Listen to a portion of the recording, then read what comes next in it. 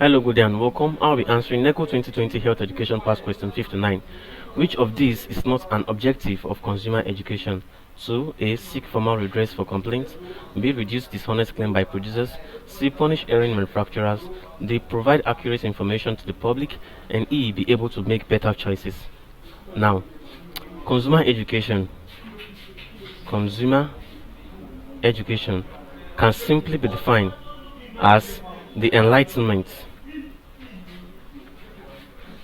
the enlightenment of consumers about their rights about their rights and certain information about goods and services they consume. Now, consumer education has what objectives.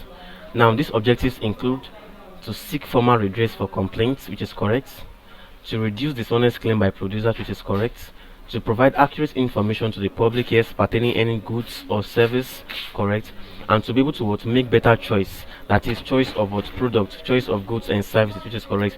But now it is not the objective of the consumer education to what punish erring manufacturers.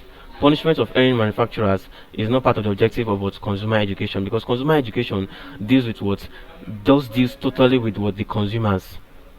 It deals totally with the consumers. It has nothing to do with what has nothing to do with the manufacturers, because now when the consumers are enlightened, or when the ignorance is being lifted away, it is possible for these consumers to what make better choices.